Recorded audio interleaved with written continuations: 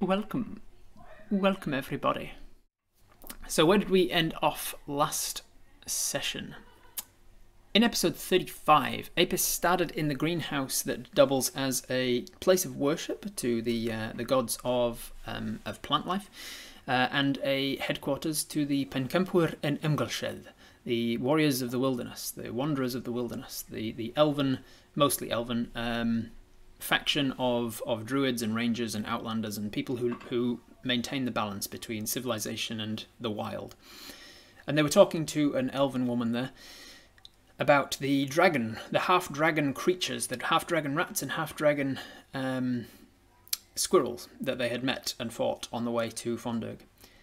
This half-elven head of the PEA had expressed a reasonable worry at there being half-dragons, because where there's half-dragons, there's generally a full dragon that's creating these half-dragons. So she said, if you wouldn't mind, could you investigate it? I have a druid, I have a contact for a druid lady. She's the best in the business at understanding animals and speaking with animals and getting on the animal's good side. She's practically an animal herself. I can send her along with you and she can help you suss out exactly what the situation is and if there is or not in fact a dragon now living in the area in the Lannis Woods. So we met up with this druid lady, a tiny little 2-foot halfling called Briarpatch, or Briar for short. And Briar, along with us and our bee companion Mel, all went north of Fondurg to the Lannis Woods, where we had first encountered these half-dragon creatures. And when we got there, Briar did a little ritual to cast Speak with Animals, and she spoke with a wood pigeon about things that were in the area and if they'd seen anything odd. And the wood pigeon said, "Yeah, it smells real weird around here lately, and also there's been like a green scaly lizard-like thing flying around, which is weird." And so we thought, there's clearly that's some evidence towards there being a dragon in the area. Can you tell us which general direction it went? And this pigeon took off and started leading us through the woods a little bit. And the deeper into the woods we got, the more kind of apprehensive we felt, until eventually there was a cracking sound of twigs and things in a bush nearby, and the sounds of a creature speaking in Draconic. Now, thankfully, because of Apis's grudge with their history against the green dragon that they blame for the destruction of their village, Apis has taught themselves Draconic over their lifetime. So Apis was able to pick up on a little bit of it before it then pushed its pig-like snout through the bushes out into the area where we're standing. And it said in Draconic, "Ooh, Father said you'd be here. It looks like dinner's come to us."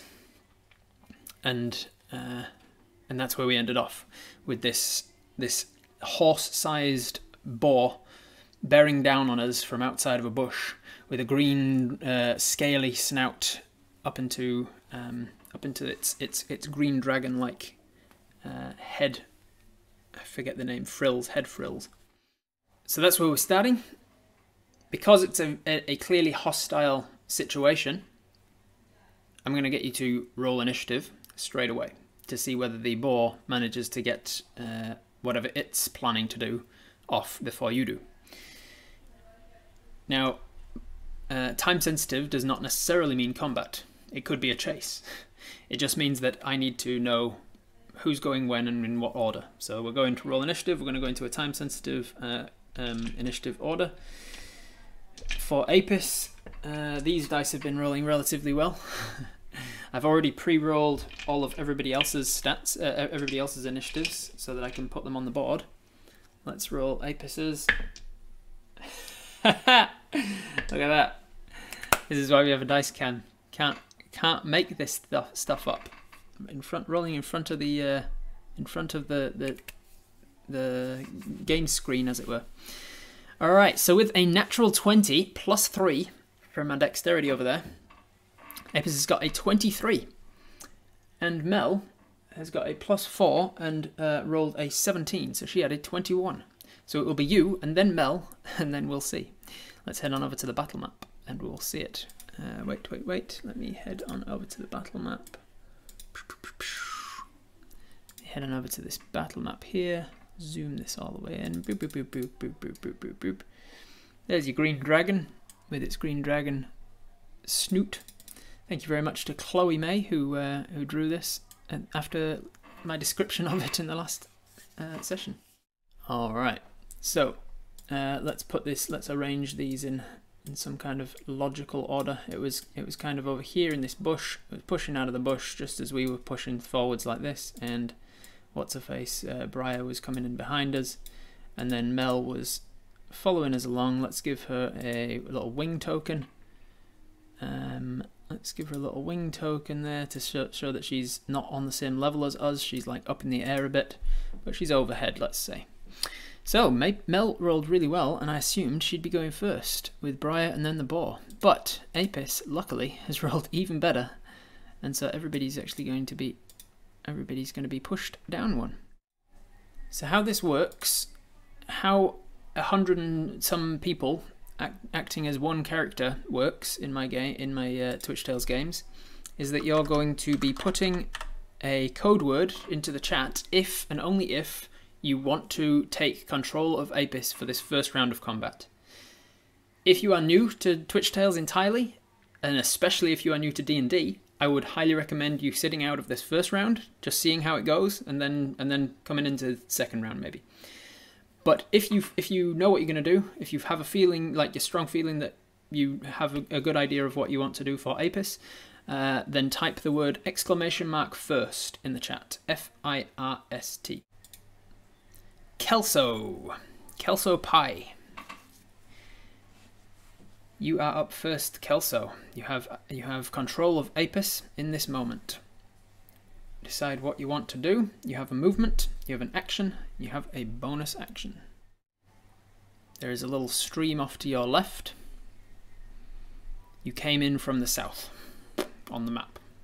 So if you want to run back towards the road, you'll be running back south. Yes, the Dragon Boar said as it came through the bush, "Father said you'd be looking for us. Seems dinner's here." Something to that effect. So the boar has definitely referenced its father. And it said it in Draconic, which is a language that we can speak and understand. Alright, Kelso says, we're going to get back the maximum distance we can while keeping line of sight with it. We're going to cast bonus action Hunter's Mark on it, and then we're going to attack it with a bow for extra Hunter's Mark damage. Alright. I didn't think I could direct Briar. You can't. You can give like in character discussion with her, but she's not your character to control. So you can like in character say, "Hey Briar, do this thing." But that's not your that's ultimately up to me to decide how Briar acts, because she's an NPC that's under my control. Same with Mel. Alright, Kelso, nice work. We are going to back up. So because you don't need to do move, action, bonus action in any particular order, you can Hunter's Mark immediately. So Apis is a smart enough hunter and outlander to have already had their bow drawn as they were walking down these creepy woods looking for dragons. And then when a dragon popped its nose out of a bush, you would have drawn your bow out, pulled it up from the ground, immediately making use of your knowledge from Verin, who taught you Hunter's Mark a few days ago. You use it to mark this creature. Put a little green token on him. That's how I signify that he is Hunter's Marked. See, Hunter's Mark, you make an attack. Let's make an attack roll with your, you can see in the dice cam in the top corner there. I'm going to use that same dice that just got us a 20 on initiative. Give it a good old shakeroo. 17, look at that. 17 plus your attack modifier is going to be plenty enough to hit. So you are going to do a d8 from your bow damage plus a d6 from your Hunter's Mark damage. As it drives the bow, as the arrow hits, the green essence of nature that has been pulled from the grasses and bark and trees around this creature and imbued itself into the skin and the scales, turning even the underside of this boar green. As the arrow hits, this nature essence seems to tear open the wound even further, dealing extra damage to it. That's going to be 1 and a 6 is 7. 7 plus your modifier as Apis. What's your modifier? Where have I got it? It's on the screen, isn't it? There we go. Longbow, right beneath me. Plus 3. So 7 plus 3, that's 10 points of damage to the boar. And I'm going to count up so that you don't know what its max HP is. But it's taken 10 points of damage as you loosen arrows. It strikes the boar, and then you use your movement to move back as far as you can. With your 25 feet movement, it'll get you to there, and you still have line of sight from that point through this tree to that guy. Cool, so that's your movement, your bonus action, and your action, and now Apis is concentrating. So if you take any damage, oop, you can't quite see because I've moved you off the map. If Apis takes any damage or has to do anything particularly strenuous, then they might drop Hunter's Mark. Also, I need to roll this thing. Cool. And then I need to pop the... One of the spell slots has been used up. +1 for the +1 arrows, yes, well remembered. So we are using one of our +1 arrows for extra damage. Extra 1 point of damage. Nice work. Alright, did we say anything as we ran? Is there any flavour added to the turn there as we ran, Kelso? Let's say go and get back up. Alright, so as we run back we say, we need to go get back up! We shout that to Briar, and we'll see if she takes that into account. Alright, it is now Mel's turn. Mel has not yet used any of her once per day abilities, I don't believe. Not today. It's been a day since... Have we rested? We rested since we fought. Yeah, we arrived in town. We arrived in Fonberg late enough to rest and then come back. That's right. We rested at the library. That's it. That was a cool inn. It was like half library, half tavern. So we have rested. So Mel hasn't used her abilities yet. Is she going to do her soporific spores or her summon militia? I reckon she could slow it down with the militia, maybe. She's not very smart, tactically wise. She's a giant animal after all. So she's probably not smart enough to know that this poison breath creature can probably take out her militia in one go. Her go-to fighting technique is usually summon help immediately, so I think that's what she's going to do. She is going to summon her militia with her action. Whoosh. She can summon it in any space within 30 feet of herself. So she's going to summon it there. Just take a moment to enjoy the different artworks of the different characters. By the way, this is Briar, made by Sparrow, and that green dragon there. Was the green dragon boar made by Chloe May. Very good job on both. Well done. So, what does it take? Summon Swarm. A swarm of biting and stinging insects. Blah, blah, blah. Yada, yada, yada. Lasts until blah-de-blah-de-blah. Cool.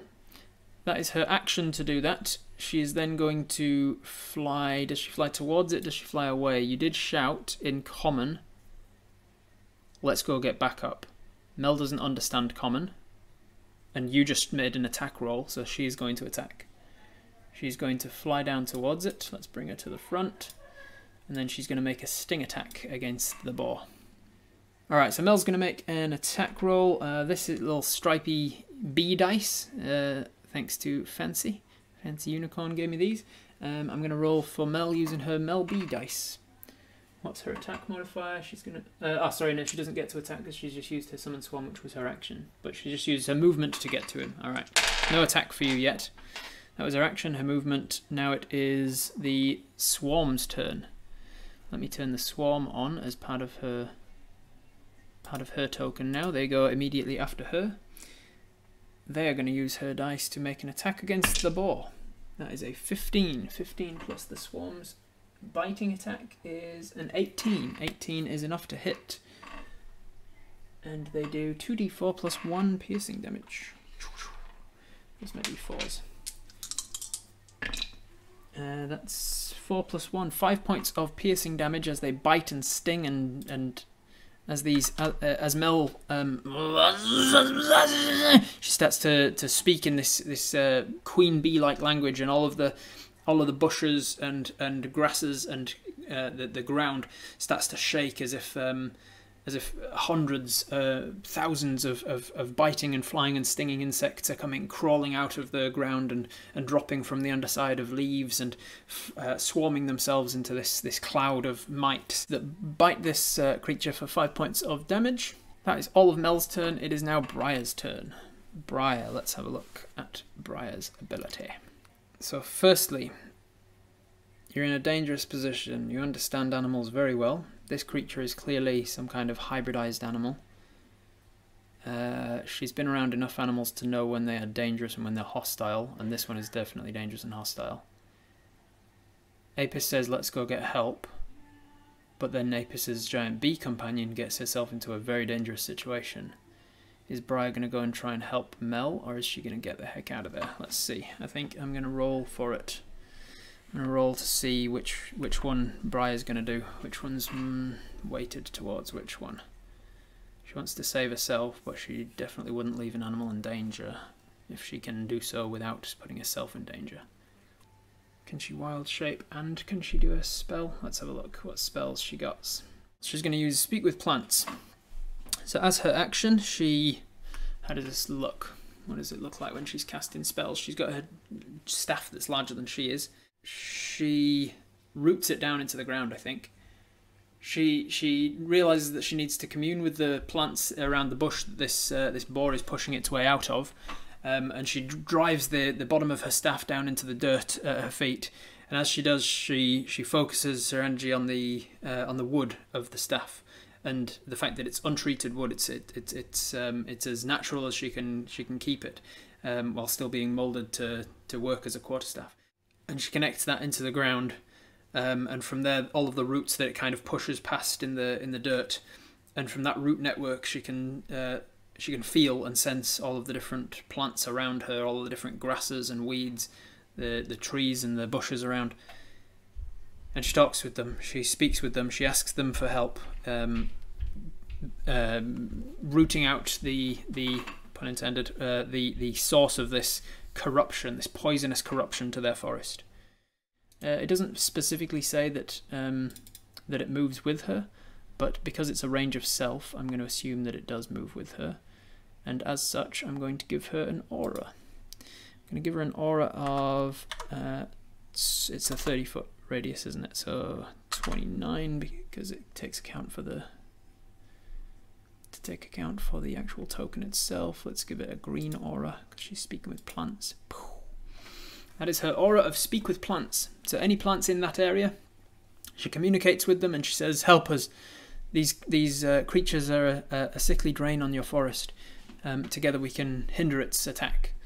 And the plants around our foes for the duration, for the next 10 minutes, will try and actively hinder them. It'll be difficult terrain for them, and not difficult terrain for us, provided it works out story-wise. Because if we run through the same area in the same turn, I might give the plants a reaction to sort of turn themselves off or on or whatever. Okay, that was her action. She is going to now. Does she run in to try and save Mel? She shouts out in Sylvan, run away! Run away! Fly away! Fly away, Mel! He's too big! We're going to run! And she says it in a French accent because Sylvan is French. And then she herself turns and runs. And she's only got 20 feet of movement because she got such little legs. Do do do do do. She runs, and she meets up with you about here. That was her action. She's got a bonus action, but she doesn't have anything she can do with a bonus action because she's not a moon druid, so she can't wild shape as a bonus. I think that's Briar's turn. It is now finally the boar's turn. The boar says in Draconic, "Oh, I love it. I love it when my dinner runs. I've always been a fan of fast food. And he shouts, the ground's working against me, as he realizes the plants are sort of coiling around his feet. The ground's working against me. Stop them! He shouts this in Draconic, and then he lets out this huge breath, this huge cloud of poisonous, sickly green, acrid smoke at both the militia and Mel, as these bugs are biting at his face. He's just going to spray through all of them. Mel and the bugs both need to make a Constitution saving throw. Where is my other D20 gone? It's over here. Constitution saving throw. Brah. Mel got herself a 10 total. And the bees got themselves a 10 also total. Both of which fail. So, how much is it? Oh boy. 1, 2, 3, 4. Have to re-roll some of them. Not the greatest, not the worst. 14.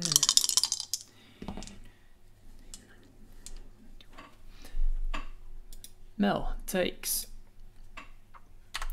21 points of poison damage, which sends her immediately into the wounded condition. And the bees also take 21 points of poison damage and are immediately killed. The summoned insects, enough of them are killed by this poisonous acrid smoke that they just drop to the ground like a bug bomb has just been deployed right under them, and the rest that are behind his head when he breathes out either get caught in the dispersing smoke or they scarper because they just can't be sticking around for this anymore. Mel, her body being a much larger bee, doesn't take in as much smoke because she... as insects do, they breathe through their skin, and so she's taking in less to body ratio than she would if she was a smaller insect, so she doesn't die from it, but she certainly doesn't seem to enjoy it, as she kind of like her wings give out for a second and she hits him on the snout and then kind of gets her wings back under her again before she, you know. So she's not looking good. That is the boar's turn. There is a movement from the creature that he was speaking with. The dragon, the thing that he was speaking in Draconic to before we entered the scene, as they realise the ground is being working against them due to the nature of this druid. There is a beating of wings from somewhere behind him, and let me grab the dragon bat from off the screen here. And from behind him, the half-dragon giant bat comes swooping out of the trees. And we see this creature that we instantly realise the wood pigeon was trying to describe to us with a terrible intelligence. The wood pigeon was doing their best to describe a giant bat that was half draconic and scaly green, but without any feathers or without anything that would keep it aloft. And so the dragon bat, who thankfully for you rolled really poorly on initiative, flies onto the scene. I'm going to say that I had in mind that it was about there was about 15 feet between them, so it's going to take. Let's put him 15 feet back off of the page here. 15 feet. What's the edge of the page? Edge of the page is about 7 feet, so it's taken 8 feet to get onto there. And then another 8 feet to get there, and then it's got another... Ooh, it's got plenty of speed. It's had to get into the air a little bit, so let's say it's used 15 feet, which means it can now avoid some of the trees, use the remaining 45 feet of movement to get there, as it runs, as it flies, swooping through the trees.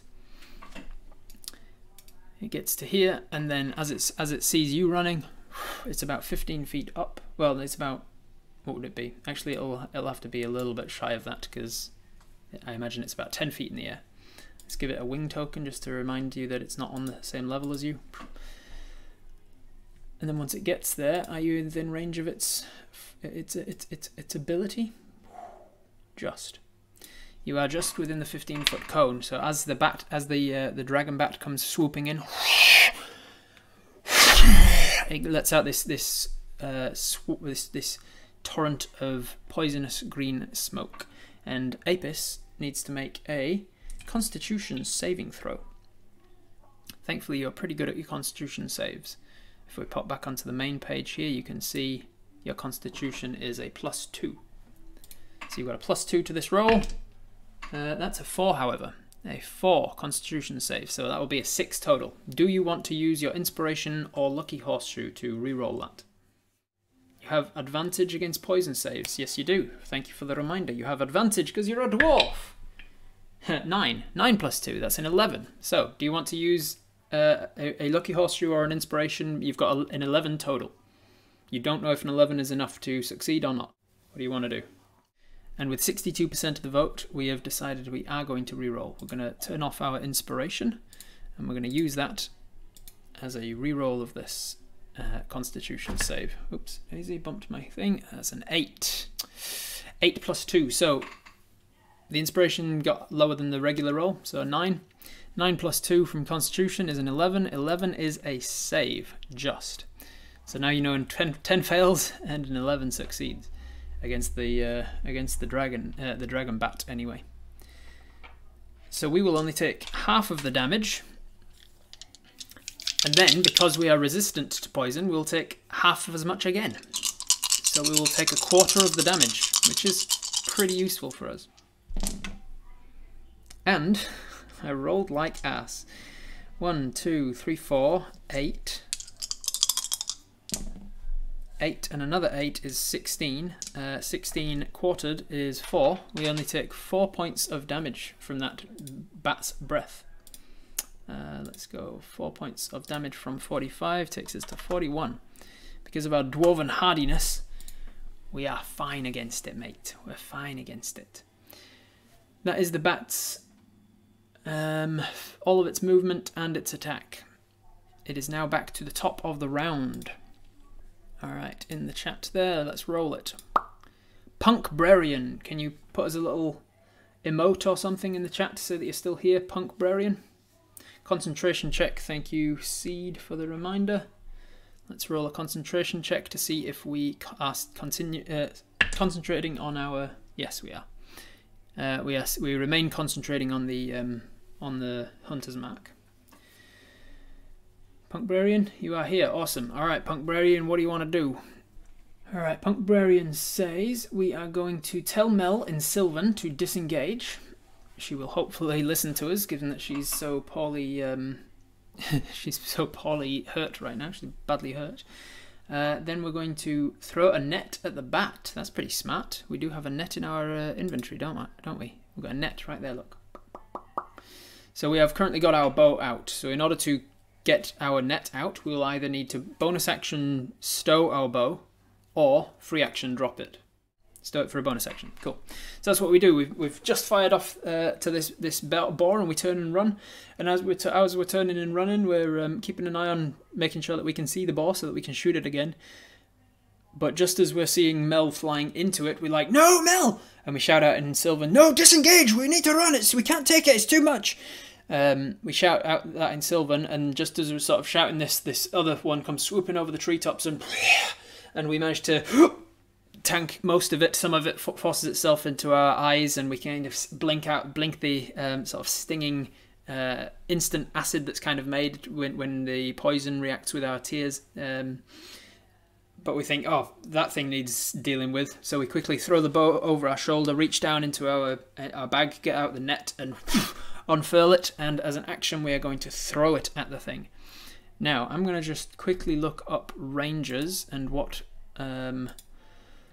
they are and are not proficient with. I think rangers are proficient in all melee weapons, in all martial weapons, but I'm not 100% sure, so I'm just going to look that up real quick. Rangers, weapons, all martial weapons, yeah. So rangers are proficient in nets, so you can add your proficiency bonus to the attack roll. because of its distance from you, it's going to be a strength-based attack. You're going to make an attack at the bat. What distance is it from you? It's 15, right? 15 feet. I think the range on a net is 10. Let me just double check. No, I'm just going to go with it because I think that I'm pretty certain. So you use 5 feet of movement to get closer to it. You throw out that net.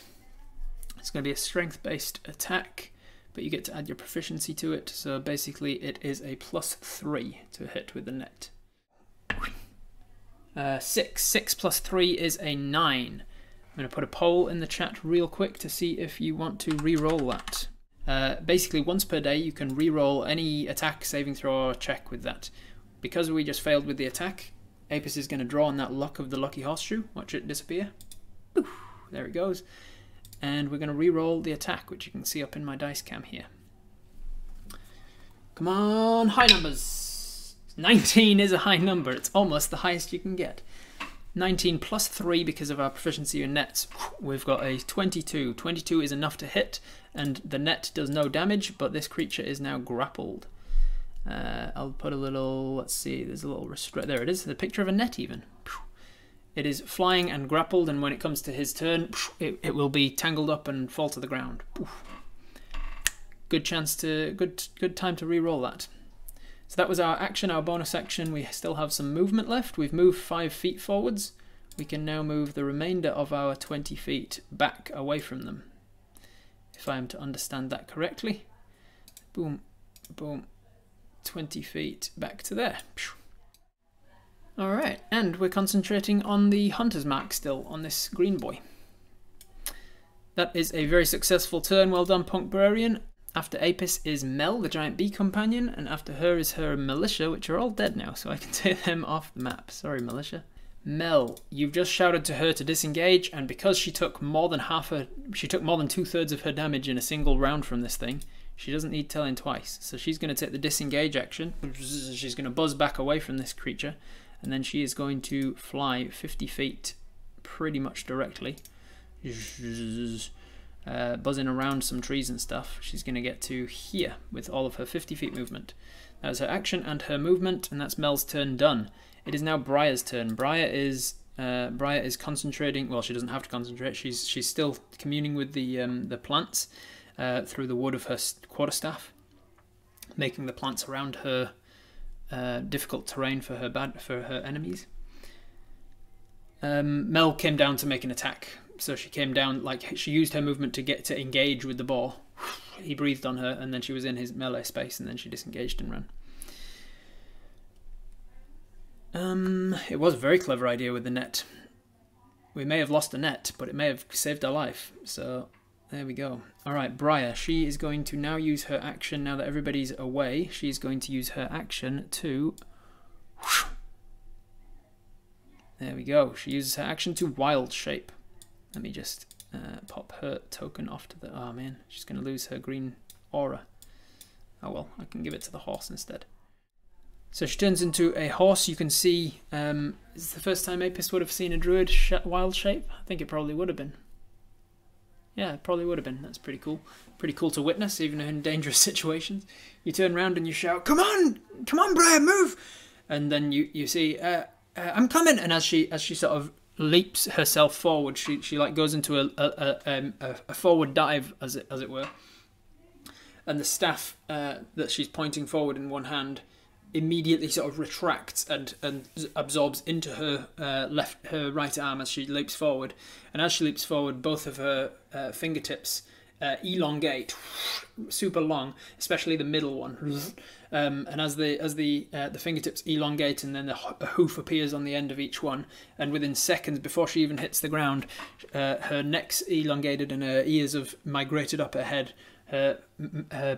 I just reminded myself there's actually an Instagram filter of this happening, isn't it? When you sort of smile and it turns you into a horse.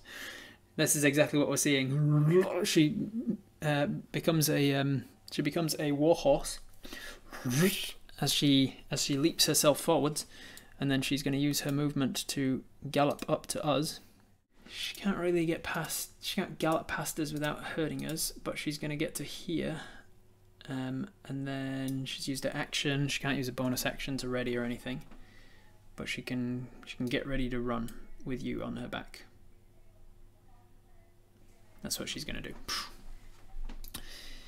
Cool, that is Briar's turn. It is now the boar's turn. The boar, let's see if he gets his breath weapon back. Alright, then he is going to run after us. And he's going to run at a regular pace until here. Because he's outside of the influence of your magic anymore. Then from this point on, he's got however much left. But he can only move at half speed because of the plants that are tangling him up. He's then going to dash as an action, and he's going to chase you down. He's going to use all of his movement to get right up in melee with you. He's right up in melee with you, but he's used his action to dash. I think that's all he can do. Alright, it is now the bat's turn. The bats, let's see if they get their weapon back. Their breath weapon. Alright, the bat is going to fly down. It's going to fly around the after the horse. It's basically trying to catch up to... Oh, sorry, no, the bat's got a net on him, hasn't he? The bat is going to first, as it was flying in, a second after it breathed poison on you, you throw a net up at it, and it's almost going to miss, but just the luck of the lady luck, the wing comes beating down, catches the edge of the net, which flips it just over the top of its wing, which captures over the top of its head. It gets tangled up. It comes slamming down against the ground, considered prone. It is going to have to use its action to try and free itself from the net. This is a dexterity check, I think, on the bat's part. Where's my giant bat? Where are you, giant bat? There you are. That's your dexterity check. Ooh, okay. So it manages with a very high number. It was 19 total. It manages to throw the net off of itself, but that was its action to do so. It's going to then take to the skies. It's going to have to sort of right itself, which is going to take half of his movement. Meaning it's only got a small amount left, which means it can't quite get to you. It's going to fly around to here. Action to throw the thing off. It doesn't have any bonus actions. It's going to get to there. Alright, now let's move this up so that we can stay in contact with what's going on. It fell with no way to catch itself. It did fall 10 feet, yeah. Let's give it 10 foot of damage. 10 foot of damage is that's just 2 points of damage.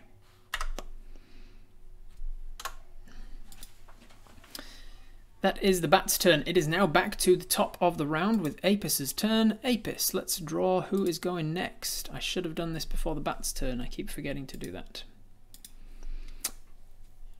Alright, who's going next? Freezer the Ice Knight. Can you put a little emote or something in the chat to say that you're still here? Hiya, awesome. You're up. Freezer, have a think about what you're going to do. Alright, Freeze the Ice Knight says, can we grab Mel and Zephyr onto Briar? So Mel doesn't need to be grabbed. She's in the sky, so she's got her little wings on. She took to the sky and disengaged. She's like maybe 20 feet up at this point. But we can definitely cast Zephyr Strike and get onto the Warhorse if you want to do that. You will, by casting Zephyr, you're dropping the Hunter's Mark, but one of the benefits of Zephyr Strike means that you do not take opportunity attacks when you run away from somebody. You want to Zephyr Strike and drop Hunter's Mark? You can just disengage. You can disengage, but disengaging will be an action, whereas Zephyr will be a bonus action, and you'll still have your action. Alright. We're going to Zephyr Strike, so we spend one of these spell slots.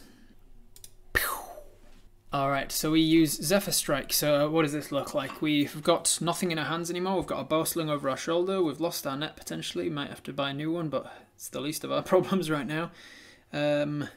We've got a horse that gallops around in front of us, and just as we're about to get on it, we turn around and see this giant boar has just run up behind us. And as it's running, it's getting its tusks down as if it's going to impale us on the next round. and as we see it running, we're seeing the plants getting displaced, trying to displace themselves, trying to tangle it up a little bit. As it's pushing through with its mere strength and might, it's pushing through all of the plants, trying to entangle it.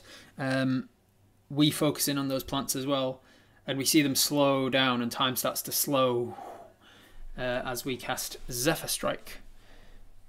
Zephyr means that our hunter's mark on the creature drops, but we're now concentrating on the thing that allows us to move like the wind.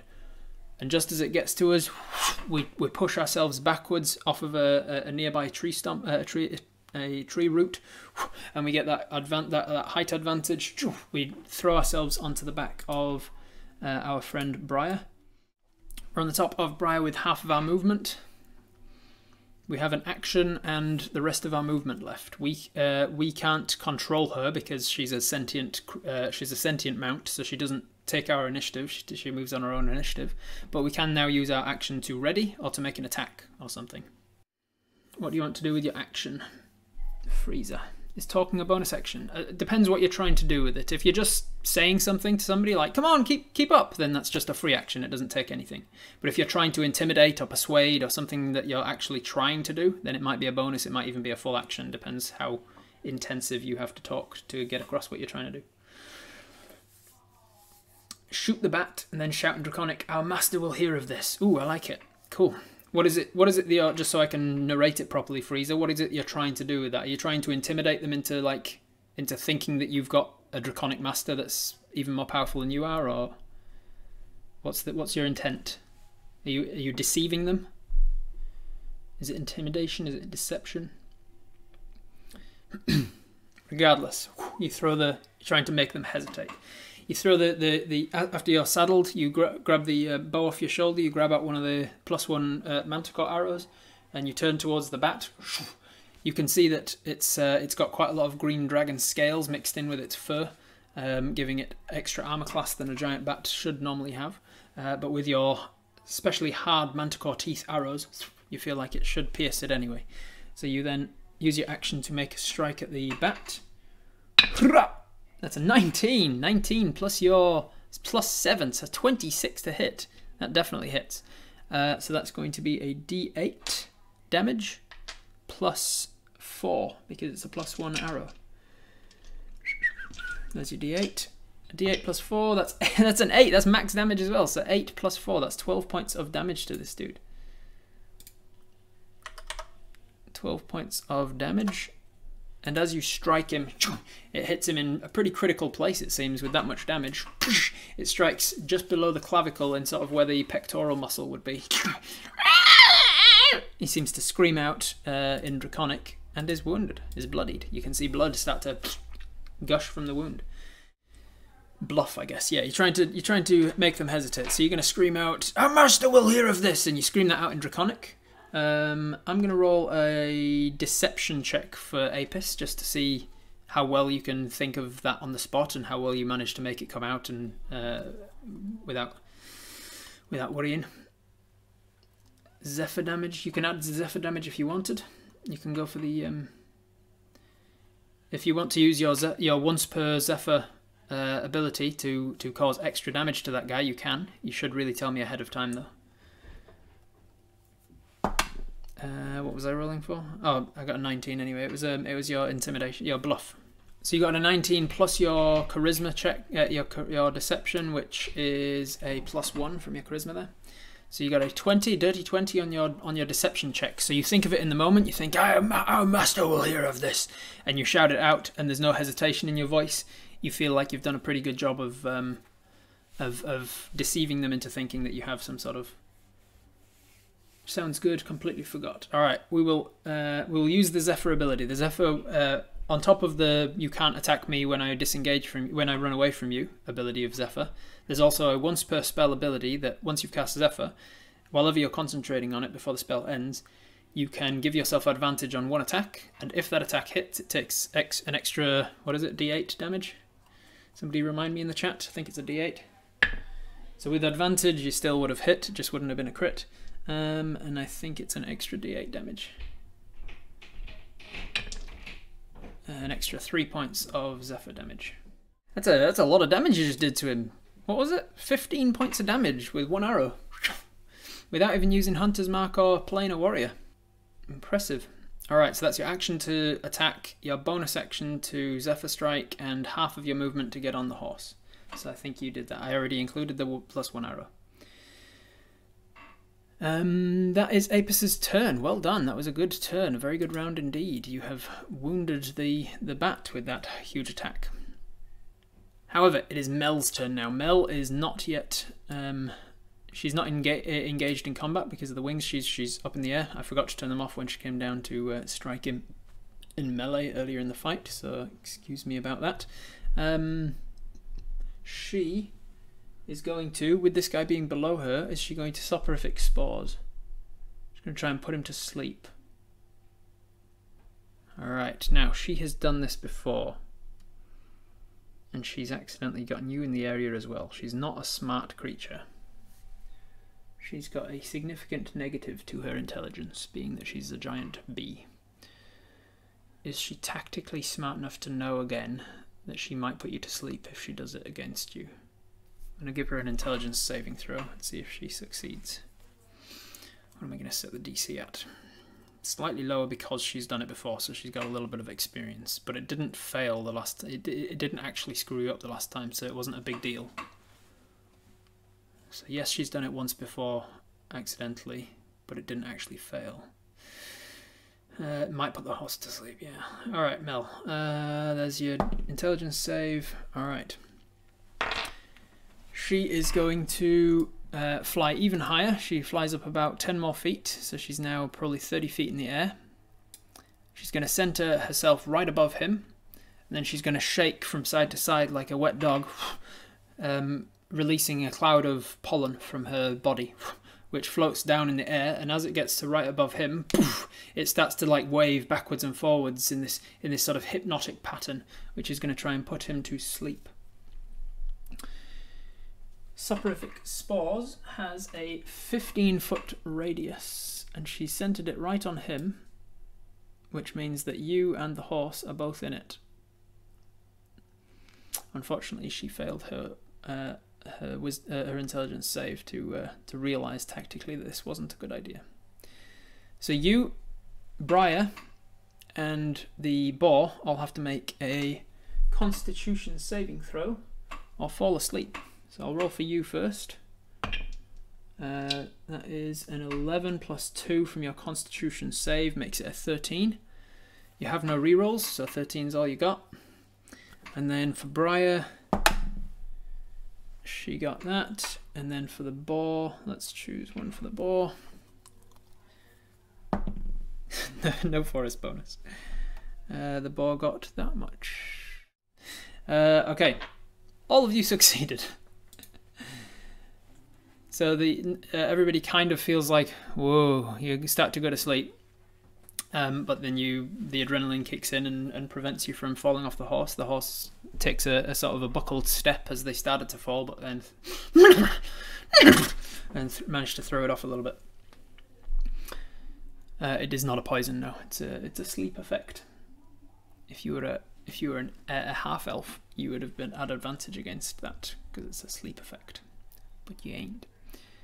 That is Mel's. Oh no, that was half of her movement and her action, so she's going to use the rest of her movement to then fly pretty much direct. Now that she's 30 feet up, she's going to fly another 10 feet up. She's going to get 40 feet up, meaning she's used 20 of her 50 feet.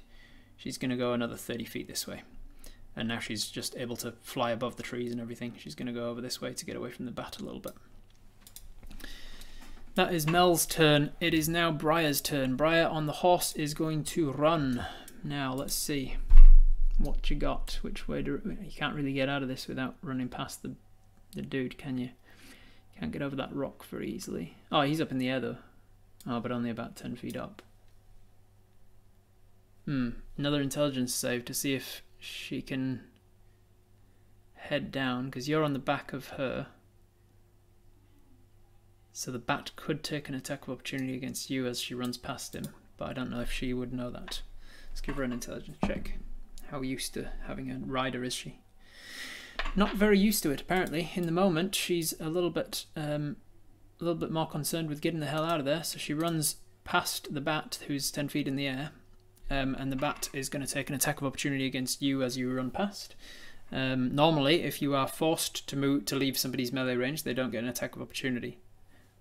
But when a mount moves you out, then the attack of opportunity can either target you or the mount.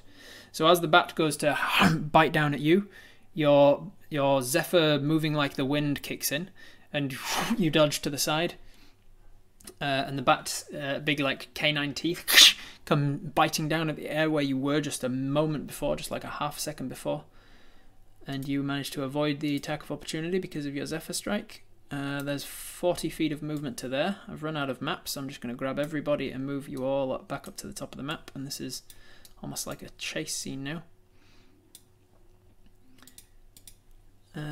40 feet of movement. The horse has got another 20, so let's go boom, boom, boom, boom, boom, boom, boom, as it's running and running and running.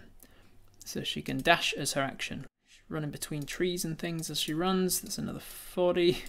And there she's pretty much off the map again. She's got another 20 that she can go, which will take her pretty much off the map. I'll just remember that she's 20 foot lower. We may be getting away. That's good. We may be able to get away. That was Briar's turn. It is now the boar's turn. Does he get his breath weapon back? Because he didn't last time. Okay. The boar is going to chase you down. He's got full movement because he's outside of the radius of it until he gets to here. With a dash, he's going to get 70 feet, and then with a dash, he can go up just another 5. And then what's your radius from him? You're just out of range. You had to dash anyway.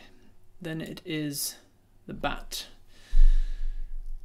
The bat.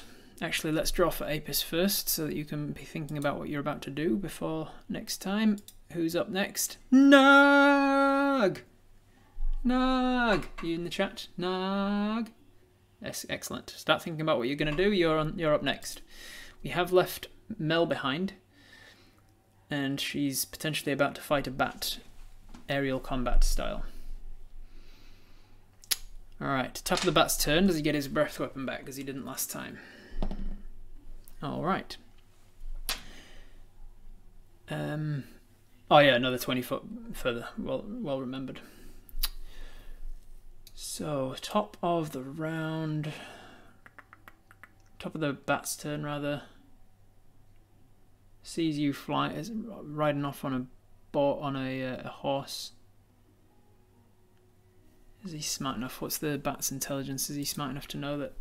Can he keep up with you or not? Let's see. Alright, bat position. Put myself in the bat's position. Is he going to go for Mel, who's close by, or is he going to go for the bigger meal that's running away? Does he want to split the party with him, his buddy? The bee's not a big deal to him, and it's not a big enough meal. Although he is a bat and probably likes to eat insects. Does he try and chase you down? I reckon he's going for you. He's going for you. He's going to ignore Mel for now. He's going to fly. He's going to fly. Actually, he's going to fly up. He's going to fly in this direction, and then he's going to fly high enough. He's now on Mel's level with about 40 feet in the air. About 30 feet in the air, which means he can avoid most of these treetops. He can avoid your terrain. To get in combat with you, he's going to have to dash. So that was 65. Everybody needs to move again. This map's not big enough. You were another 20 feet this way. So you were there. Yeah, he went 65, so he's got another. Oh yeah, he can get easy enough. So he can fly down ahead of you or behind you. He can get right down into melee. Yeah, okay. He's going to swoop down in front of you. He's going to use all of his movement to swoop down in front of you. And engage you and the horse in melee. Which means he's no longer flying. He's now down to melee range. You did bluff them, yes. Not enough to intimidate them into doing anything. You just said our master will hear of this.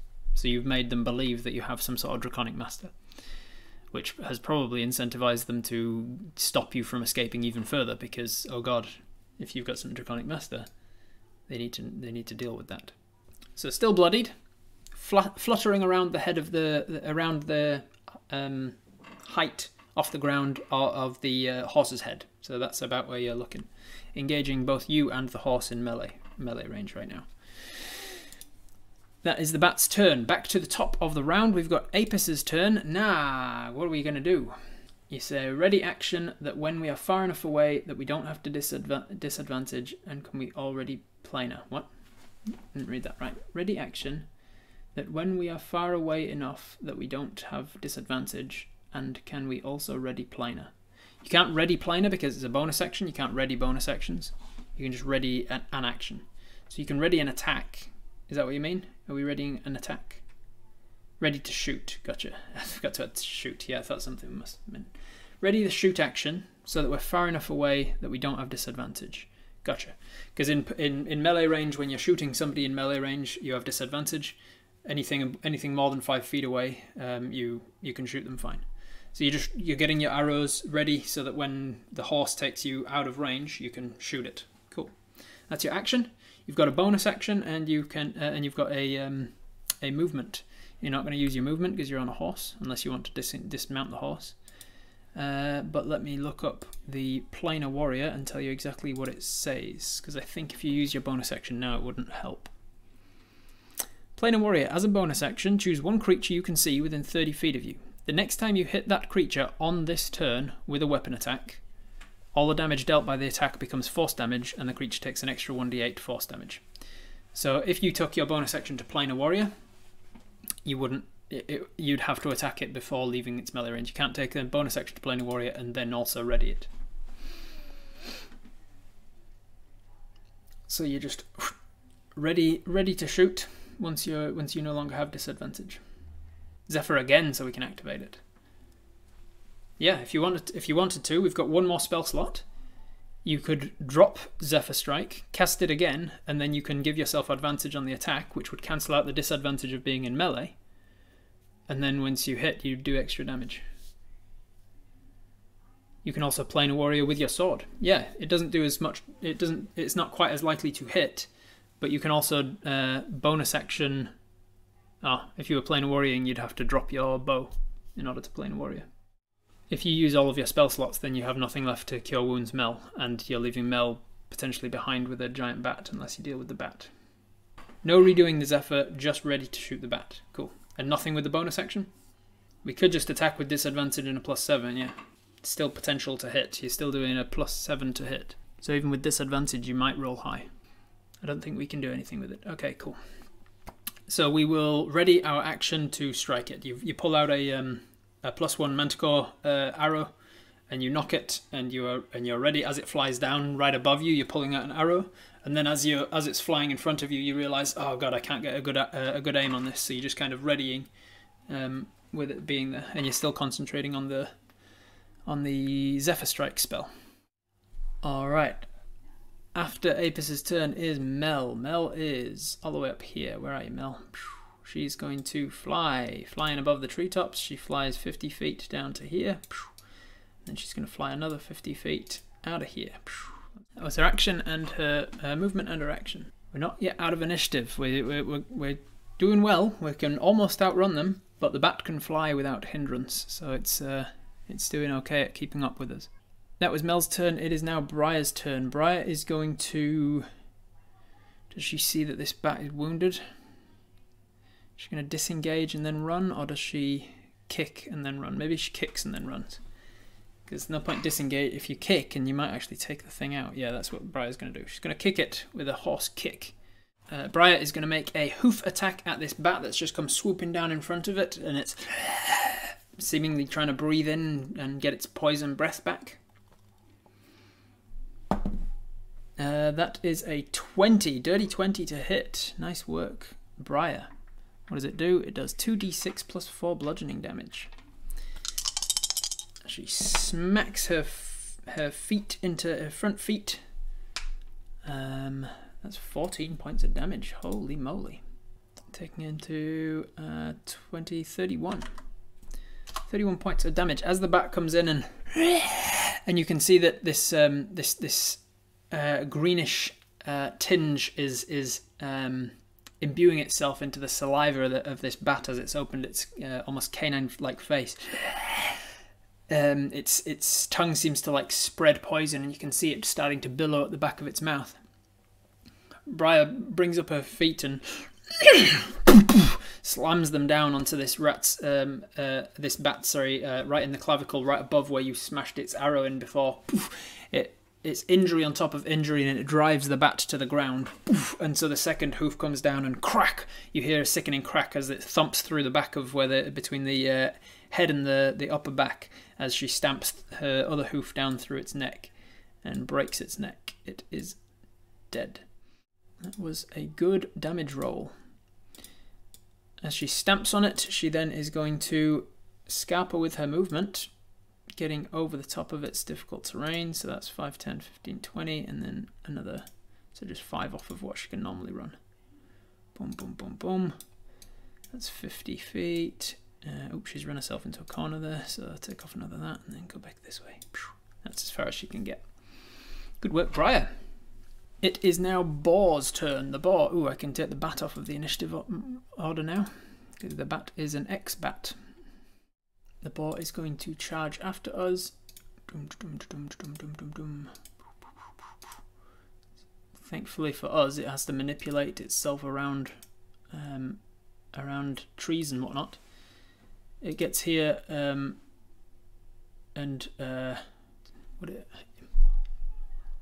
you hear a yell of in Draconic, and then it's going to dash.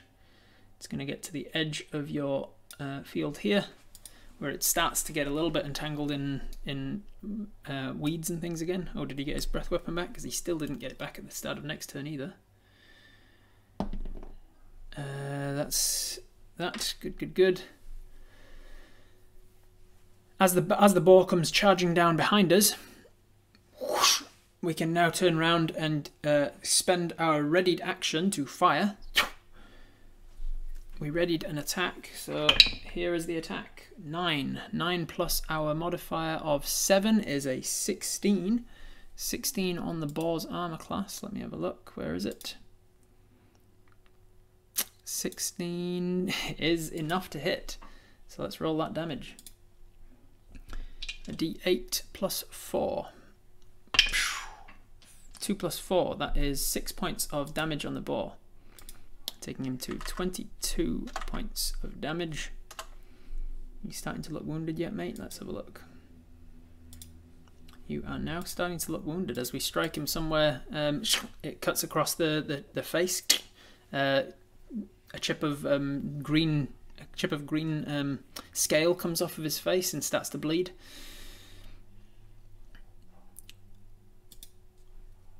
That is the boar's turn. He had to use his action to dash after us. It is now back to the top of the round with Apis. Let's roll it on Nightbot and let's see what we want to do. We're still focusing on. We haven't taken any damage, have we? We're still focusing on Zephyr. Alt Tabber, are you still in the chat? Can you give us a little? Yes, awesome. Start thinking about what you're going to do. How far away are we from the town, and how long would its sleep spell from Tranquilizer Arrow work? We were about half an hour to an hour's walk north of the town. So probably about I'll say half an hour on horseback at a decent pace. The sleep spell from the Tranquilizer Arrow, I don't believe you were told that, but it would probably be temporarily. It would probably be for a matter of minutes rather than a matter of hours. Much as I love Briar joining our party, I think she's got PEA duties that would prevent her from tagging along with us on adventures. Yeah, you are a solo party. You already have one companion, which was designed from the beginning to give you the ability to stay alive in fights. You're not getting permanent party members. You get temporary party members like Mosh or Briar from time to time, maybe Kathleen. But on the whole, It's Apis alone against the world. Alt-Tabba says, use planar warrior, shoot the boar with the normal arrow, stay on the mount. We don't have any normal arrows, so you're going to use a +1 arrow. Use planar and stay on the mount. Awesome. So planar warrior, as a bonus action, you reach down, you grab one of your +1 arrows, your masterwork weapons. You draw back the string, and as you do so, you feel the prickling of this force energy down your arms. This fundamental building block magic that makes up the world, the universe around you. And you tap into that as a planar warrior, as a horizon walker, and you loose the arrow. And as the shaft passes the bow itself, it seems to turn ethereal as it goes into the ethereal plane of existence on its journey towards hopefully hitting true with the boar. Let's find out. Riding from horseback, I'm going to give you. You're turned round. You're firing backwards. You're firing backwards at a horse, at a giant boar that's bushing through forest, as you yourself are twisting and turning from the back of a horse. I'm going to say that this is at disadvantage. You have disadvantage on the attack, so I'll roll 2 to the lower of the numbers. And you've got no saddle, yeah. So with disadvantage, that's a 9 plus 7 is a 16. 16 hits. So you're going to get a d8 damage from the arrow, another d8 from planar warrior, and because it's a +1 damage arrow, you've got a +4 to this. 2 plus 2 is 4, plus another 4 is 8. 8 points, and it's all force damage. As the arrow strikes true to the boar as it's running towards, as it brings its tusks up running, the arrow is just about to hit it in the face. It just avoids the face and hits it somewhere down above, between the neck and the collarbone. And just as the arrow strikes in, it pops back into the material plane, bringing with it a bunch of force damage, dealing 8 damage to it. He does not seem happy. That was your arrow damage, your planar warrior damage, and the arrows, yeah, bonus damage. I think that's it. Pretty sweet that you can still hit though. Apis is a good archer. Alright, that is Apis's turn done. You are waiting for the horse to move you out of range. Good work, Alt-Tabba. We will go to Mel. Mel is going to get out of there. You told her to fly away, and she's going to do so.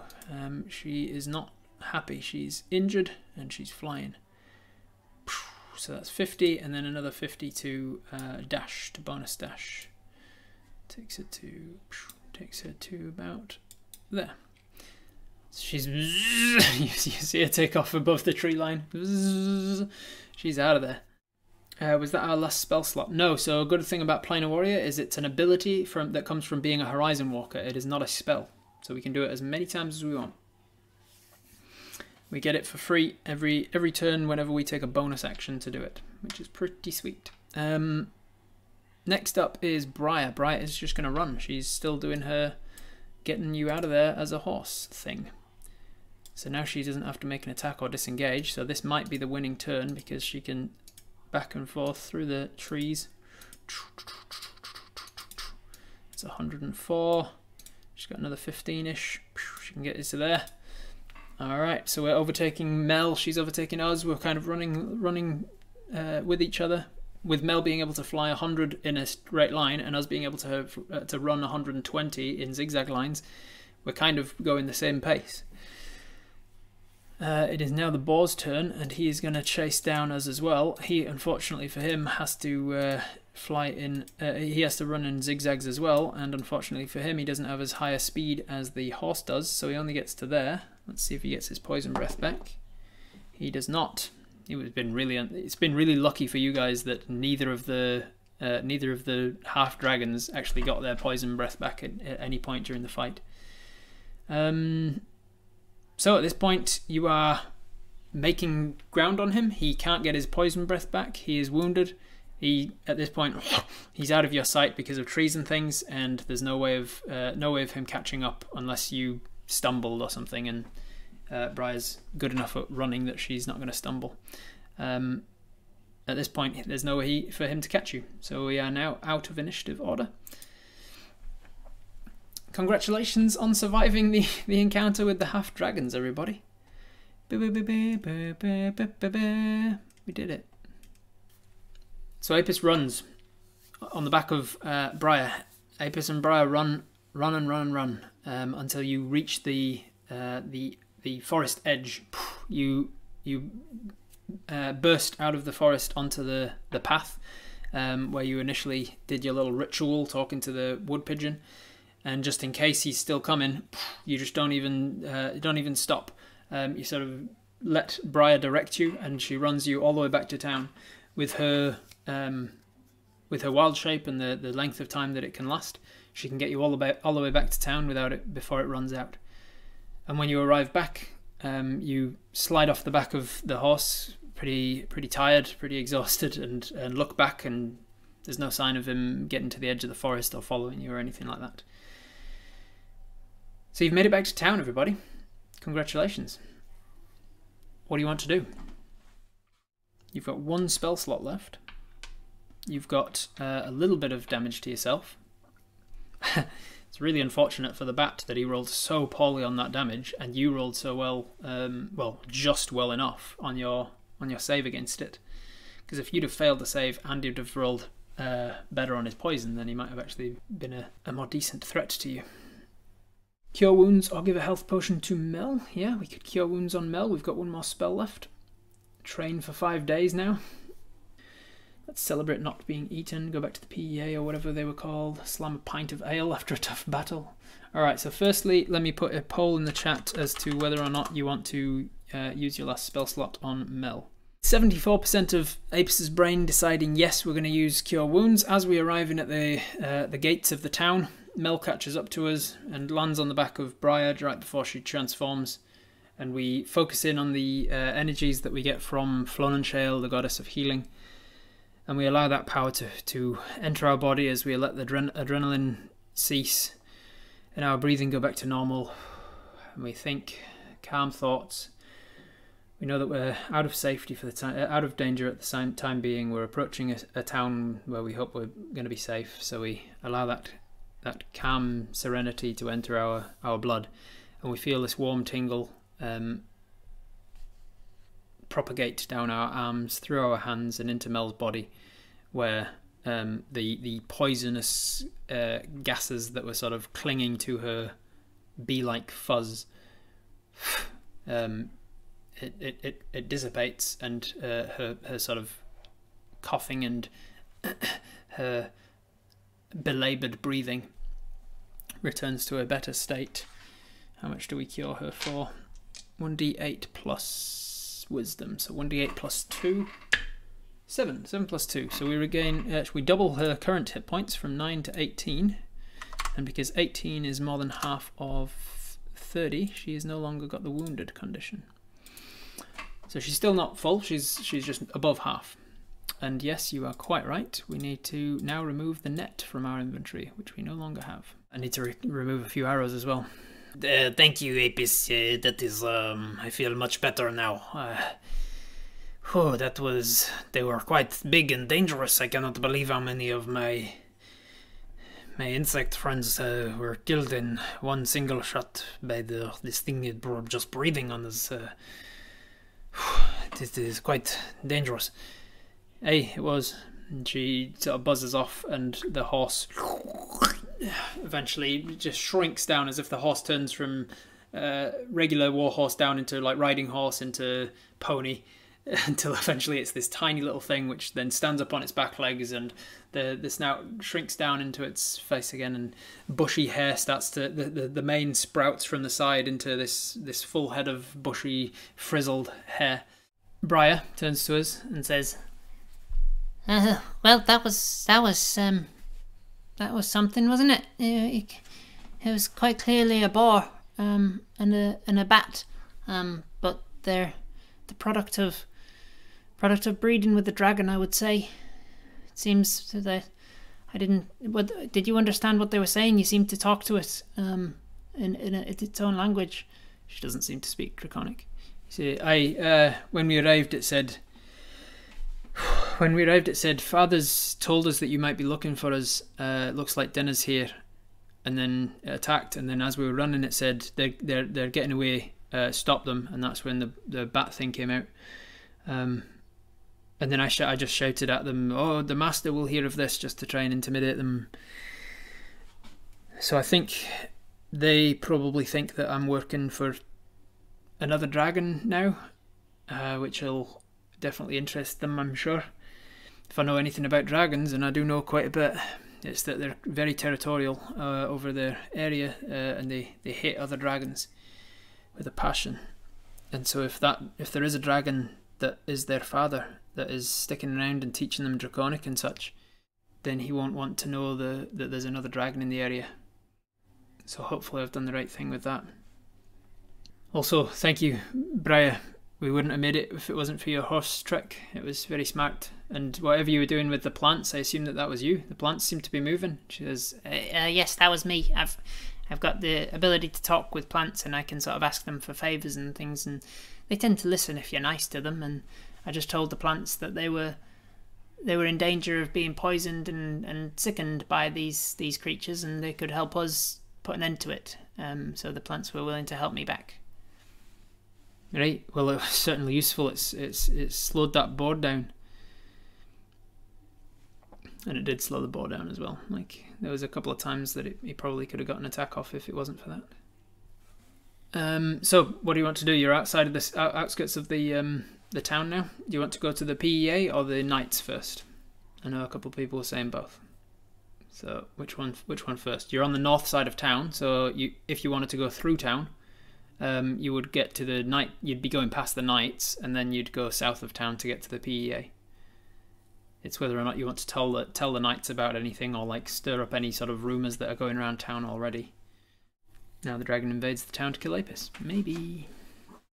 The Knights are closer. Let's do the Knights first. Alright, so people are saying go to the Knights first. So we approach the gates. They are closed. There's a man up on the top of the gate who says, "Who goes there?" "Oh, it's you. What's your business north of the town? We didn't see you exit the town." And you say, "Oh, hey Joey. Yeah, we scattered around the town. We were coming from the south, from the PEA." And he says, "Oh, Briar, I almost didn't recognise you. How are you doing?" She says, "I'm fine, thank you, Joey." "Right. Yes, you went around the town." "Yeah, we went around the town. We were investigating the Lannis Woods.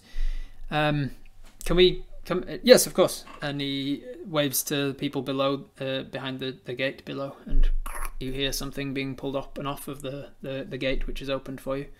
You skirt your way inside. "What were you doing up in the Lannis Woods?" he says. "Were you looking for more of these half creatures? Have you got any more information you can tell us about it?" What do you want to tell Joey about it? Joey's the cute one. Yeah, I never described him as cute, but you all seem to take to Joey really well. So most of Apis' synapses seem to find Joey cute. He's a half-elf, I think I described him as. A Bridden, as they're known in my world. Half-elf, half-human. I said he was very handsome. Yes, because he's half-elf. He's got elven blood in him, so he's got a very handsome face with a thin, I think it's like a chin-strap beard sort of thing. Just tell him we've got information for your superiors. We found more of them. We've got information for your superiors. And he says, "Right. Do you wish to talk to me in private about it, or do you want me to fetch somebody higher than myself?" Don't shout out to him what happened. No, we've walked in through the gate now. We're inside. He's come down off the wall to talk to us person to person. We're on the way. I'll let the knights know at the temple. I'm heading there now. I'm sure they'll let you know in time. And he says, "Right, you are. Well, it's good to see you. Good to see you're alive, Briar." And nods. And he says, "She's with you, yes?" Points up to the flying bee on the wall. Aye, she's with me. "Right, you are." And he turns around and walks back over to the steps and walks back up to the top of the wall to keep watch. We walk through town. We get to the centre of town, the temple district, as it were, the city town square, not really a city, town square, and we approach the Knights of Kvosna, the building that doubles as both a place of worship to Kvosna, the god of protection, and also as a jail, where the local police enforcement work. The police enforcement known as the Knights of Kvosna. We walk in, and on duty is a young woman, about middle teens. She looks up as we enter. Oh, hello. Hi, hello again. Please, can you... Oh, hello, little girl. And she says, Oh, I'm not as little girl as you think. I'm a halfling. And she says, Oh, I'm so sorry. I'm so sorry. I thought you were a girl. And she said, I am a girl, but No, I mean, I thought you were a little girl. I thought you were a girl. it's okay. It happens a lot. I'm short even for a halfling, so it's fine. It's fine. No, it's so rude of me. Some of my best friends are halflings. She says, "It's no. Honestly, it's fine. It doesn't. I don't think twice about it." Right. Okay. Who are you here to see? and we say, I'd love to speak with anyone that's currently on duty, anyone in charge. We say, is Pertran on? And she says, I can get him for him if you want. And you say, yes, please. And so the girl on duty goes off and walks down behind the scenes, and we wait around for a moment, take a seat on the pew, and a moment or two later he comes back and he says, Apis, how you doing? It's good to see you. I'm very busy. What's this about? Oh, Briar, it's good to see you. And then he says something to her in a language you don't understand, and she responds in that language as well. And obviously, from context, you can tell that he's speaking to her in Gnomish. And eventually, it's only like a small exchange of pleasantries by the looks of it. And then he turns back to you. What can you tell me? What's going on? Talk to me. We say, can we talk in private? Can we go somewhere? And he says, yes, of course. Come with me. And he leads the two of you. And she says, Mr. Smacklebum, are they meant to go back? And he says, that's fine. And she says, but it's meant to be one. Is it one person per? And he says, it's fine. They're both with me. And look at her. She's barely counts as one person anyway. And she says, oh, yo, Pertran, don't be rude. And he gives her a little like elbow strike, and just a little nudge, and she gives him a little slap on the arm. And then they both sort of toddle off ahead of you, and you walk with them. He takes you behind the scenes. He reaches up to the door and gives the handle a twist when his bracer lights up. Leads you into his office, and please have a seat. Have a seat. There's another chair over there. And you drag a chair across. Help Briar up onto the chair. Right. What can you tell me? Right. Bad news, Pertran. I'm afraid they're getting bigger. Right. You found something bigger than a rat? We found something much bigger than a rat, yes. And then the camera fades to black as we expedition dump everything that's just been said about blah blah blah. The boar, and they speak Draconic, and he mentioned his father, and we fought a bat, and we killed the bat, but we didn't kill the boar. I managed to tell them, I told them as part of our escape that I was working for a master who's not going to be happy, and so that probably confused them. I can give you directions to where it is, blah blah blah. He takes down all copious notes. He's writing furiously as you're telling him all of this. Is there anything specific that you want to talk to him about? Do you happen to have an extra net laying around? I think we've got nets in our weapons room, but I'm afraid you're not a knight of Kvosna, so I can't just be giving you weapons that we've got. Replacing nets and fixing weapons and things would be one of the perks of joining the knights. We thought we had to run because of how much it hurt our companion with one shot. We had to run during the fight because, just so you know, its breath can do quite a significant amount of damage. It nearly killed our giant bee companion in a single shot. She's not looking well still. I gave her a little medicine check. Just gave her a little work, but she's still a little bit dazed, I think, from the attack. So letting you know their breath is not to be trifled with. I got breathed on by the giant bat as well, and thankfully my dwarven blood managed to mean I didn't get too much damage in the way of it. But can't imagine I'd want to take more than a couple of those. I need some recompense for the information I'm giving you. Do you just outright say that to him? Is there anything in the way of recompense for this information I'm giving you? He says, yeah. Oh, not just a good Samaritan, are you? You want to want money for information, eh? Okay. And you realise that he didn't really take that in the right way. He didn't take that in a very pleasant way. It seemed a rather greedy thing for us to have said to him.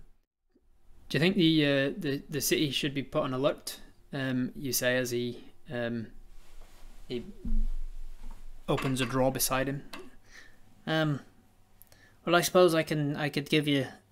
What did you said you killed this thing, but not the other one, and it's good information, I suppose. Takes out a little pouch, and he takes out a single gold piece, and he says, "How's that for your troubles?" And we take 1 gold piece, but we have gone down in his expectations. He doesn't seem like didn't seem like he took that the right way, given that it was a little bit of a greedy thing to ask, it seemed. We offered to go out there. Why would we be so crass to ask for money for it? You guys talk for Apis. We left the boar quite wounded about 30 minutes north of here. If you and the knights want to have a look around, my old net should be around there as well, and a few of my arrows and there's probably a giant bat. I'm not sure what they do with the dead, if anything, but there's probably a giant bat that it would help lead you to the right place. The whole place probably still stinks of that smoke. I can kind of still smell it on my clothes.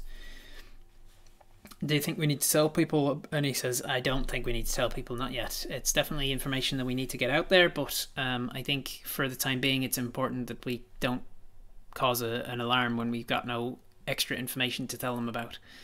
What you've told me is not exactly new information. Obviously we didn't know the specifics, but we had anticipated everything that you've said, that there would be other animals and larger animals than the rats, and there's a good chance that there's a dragon in the area. But we want to make sure that people are aware when the time comes, but we don't want to cause a commotion. I think you understand what I'm saying. Hey, that's right. It's probably important for you to recognise as well that with the existence of this boar and the bat, it means that this dragon's been interacting with creatures regularly, if you know what I mean. He says, yes, it seems that way, yes. So the knights have this information, but you're letting people mill around out there. He says, well, what would you expect us to do? We can't shut down a town on the basis of a rumor. We don't have the full information of the drag. Like, we've shut down all operations in the Lannis Woods. We've already talked about the lumberjack yard that was suffering problems, and there's a good chance now that we know why. And the children that went missing playing to the north, they're probably cause of that as well. But we've locked down the town and closed the gates, and we're taking note of everybody who comes in and out of the town. So what else would you have us do? The PEA do survive on donations. That is correct. So does the knights have a plan for this dragon? He says, we're just learning of it now. So no, we don't have an exact plan, and you're not a knight. I'm sorry to start being rude, Mr. Hive. You say, not a mister. He says, I'm sorry, but you're not a knight. You're giving me this information, and I appreciate it. But this is out of your hands now, okay? The way that we run the business, the way that we run protection of the town, is down to the people of the Knights of Kvasna. Can we not organise a runner to a big city? How about organising a runner to a big city to get a larger contingent of knights to clear the woods? Yes, we've already sent a messenger bird off to Gruskverk, informing them of the incident of the half-dragon rats, but we will be sending new information now that we have new information of the giant boar and the bat as well. We will be informing them of that progression. If they have the manpower to send, then I'm sure they'll send someone, but it's really down to us to control our own own problems. I'm sure Gruskwerk has a number of their own problems to deal with. So we're sorry for any offence. We just became stressed because our beef friend was injured. Well, listen. I'm sorry. I'm feeling bad about before. I don't mean to be causing any offence here. I don't want to be overstepping my mark. I know that I'm not technically a knight of Kvosna, and I'm appreciating that you've taken me in and shown me this kindness. I'm sorry. I'm just stressed because of what I just went through with the fight, and my friend Mel almost died. So I'm just a little bit on edge. And he softens to that and says, I appreciate that, and I'm sorry for your friend's injury. I'm glad that all of you made it. You're lucky to have had Briar with you, and she's very good with the forests. And she says, so's he. He's very good with forests and stuff as well. And you say, I'm sorry, they're very good with forests as well. You're very good with knowing directions and stuff. Hey, thank you very much. Did you get a bird in response? Did you get a bird in response? And it says, not yet. No, we only sent it yesterday when you arrived in town late last night. With the giant rats, it's going to be a while before we get a response, I'm sure. Briar, also, you mentioned you'd seen a half-dragon deer or something before, and she goes, yeah, but that wasn't in the Lannis Woods. That was in the Giftigald forest. Back when I lived, back when I ventured further into there. And she says, "All right, that's probably not worth including in the report for the Lannis then." She says, "Yeah, that was years ago." Give the gold back. No, so I'm not going to give the gold back because I made a point of I won't let one of you undermine something that somebody else has decided. One of you decided to ask for money and you got money for it. You've apologized for that, but you're not giving the gold back. Do you know where we can get a new net? Do you know in town where we can buy a new net? And he says, yeah, there's plenty of shops around town. There's Fletchers that work with some rope work, and there's also the fishing fishermen. They don't really have. They've got like river fisheries. They've got one fisherman who supplies people to fish in the river that runs through town and things. So yeah, you could speak with the fisher, or there's a hunting supplies shop in town as well. I think the blacksmiths may have a few nets. It depends what sort of durability of the net you're wanting, and this is all over town. You could find them. Let's just buy a net. No need to annoy Pertran any further. Listen, thank you for all the information. I've got to go and report all of this to the PEA now. He says, "Oh, good. That's great. I was going to ask if you were going that way. I was going to ask Briar too, at the very least." And Briar says, "I'll be reporting to Polython everything that we've seen as well. But we should just be aware that this thing, there's obviously more of them out there." Yes, I'll take it. I'll take a good note of that and make sure that it's in my report and all of the knights around town know what to expect. You can see yourself out. And he lets you. He goes to the door with you that's got the handle on it. But as soon as he's opened that door, he lets you out of the. He lets you find your own way out of the actual temple. All right, so we leave the temple. Do we want to go to the PEA or get a net first? All right, net first. So you say, listen, I'm gonna go to as you're walking towards the southern end of town, you see a hunting supply store, and you say, I'm just gonna pop in and grab a new net. And she says, oh, okay. I think I'm gonna keep going to the PEA. I want them to get the information as soon as possible, but you can meet me there when you're done. See, all right, you are. And she continues walking while you pop into the mask store. The person running the mask store is an androgynous-looking human. Has long hair but quite a masculine face, feminine clothing and feminine hairstyle, but a roughly masculine face and body structure. And they look up as you enter and say, "Oh, come on in. What can I do for you?" You see, I'm just looking for a net. I had like a you know, roughly, I don't know, 7 foot wide net sort of thing, and I used it on a hunting trip recently, and I lost it. So I'm looking to replace it. And they say, of course, just come this way, and they lead you over to the one of the walls of the hunting shop, and they've got a series of nets. There's like one hung up above each of the sort of, there's like a cubby hole, like a wardrobe sort of cubby hole system, and they've got 3 different nets hung above the 3 different cubby holes, and then like rolled up, almost like bedroll rolls of netting, various different sizes. Which one were you after? What sort of net would you like? What sort of things are you hunting with it? What are you after, guys? What do you want? Just generic net? Do you want something that's a little larger, a little more durable, a little lighter, a little hardier? Something with barbs? What do you reckon?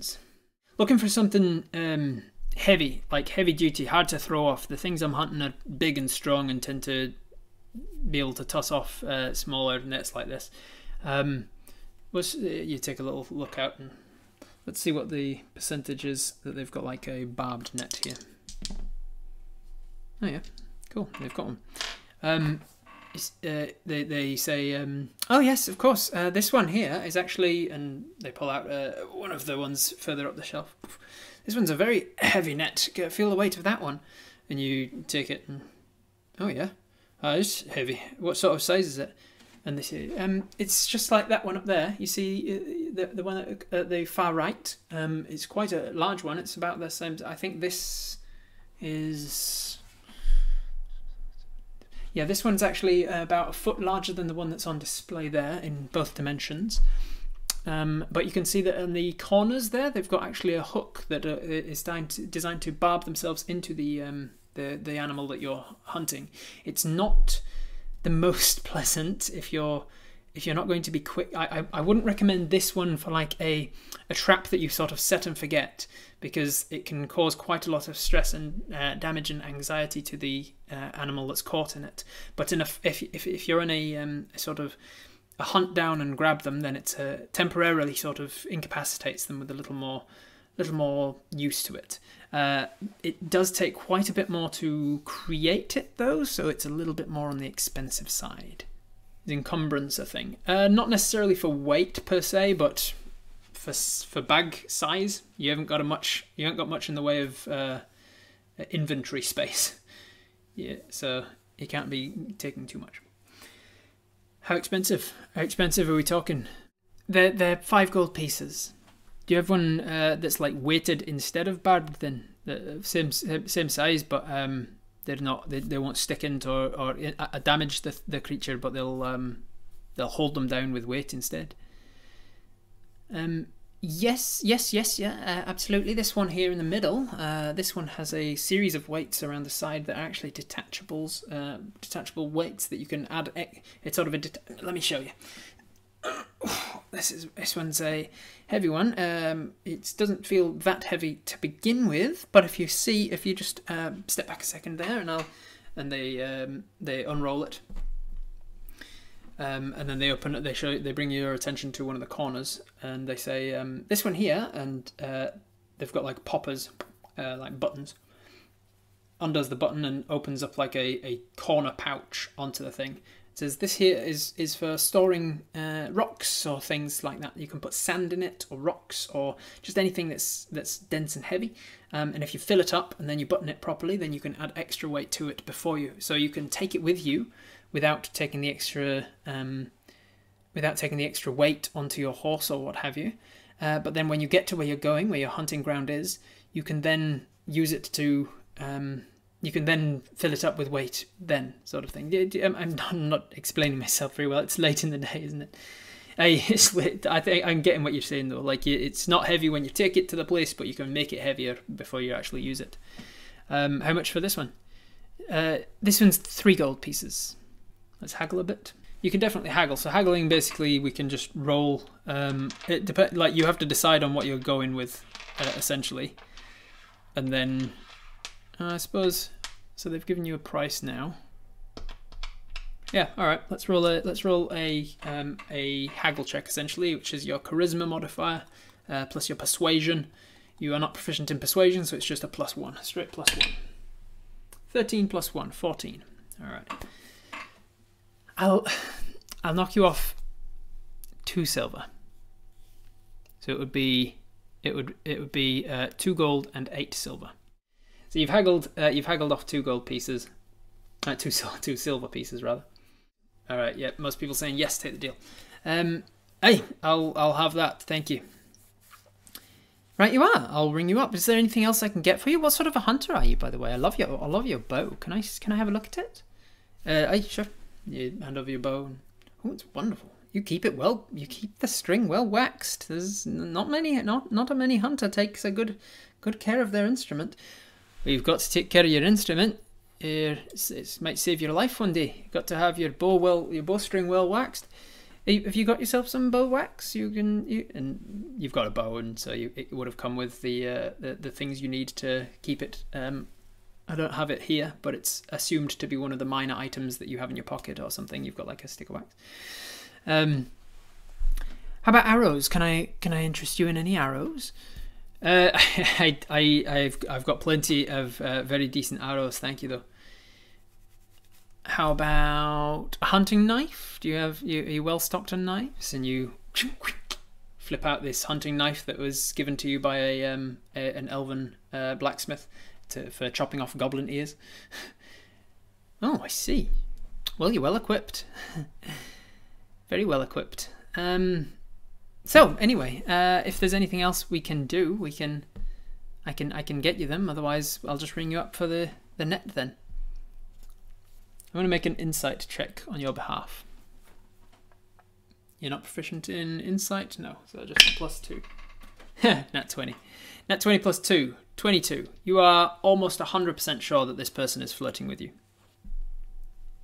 They've given you the sort of look you up and down and checked you out, and the things that they've been saying are very flirtatious in nature. So just do with that what you will. Sorry, but we're really only after the net. We're in a little bit of a rush. I've got a friend who's already started working. I need to kind of catch up. So we should probably, I should probably catch up to them. All right, let's go. I'm going to put a poll together. Response to flirting. They start rolling up the net again. What sort of things do you hunt with this net of yours? All manner of things. What were you hunting when you lost your last net? What do you reckon? What would you say when they've directly asked you what you were doing when you lost your net? Do you lie? Do you couch your lie? Giant boar? Just giant boar? A lot of people just saying boar. Hunting a boar. Oh, right. Must have been a big one. It was a very big one. Hey. Right. Okay. They take it over to the front desk and put the net down. So that will be 2 gold and 8 silver then, I suppose, if there's nothing else that we can do. Alright, with 36% of the vote wanting to flirt back and 32% of the vote wanting to ask them out. That is 2/3 of Apis that want to reciprocate in some way. And so Apis sees this person. I'll describe them a little more then. They're human. They're about 5'8" They have dark hair. That is, it's sort of a naturally wavy hair that's got somewhat of a centre parting. It goes down to the shoulders and then a little bit down to probably about mid shoulder blades. They're wearing a sort of floral patterned. It's kind of like a dress, but it's like a dress with shorts. Playsuit is the word I was thinking of. A playsuit. I'm pretty sure that's it. And they've got non-intrusive jewelry around their wrist. They've just got 2 metal bracelets, and and rings on 3 of their fingers. And their perfume is quite pleasant.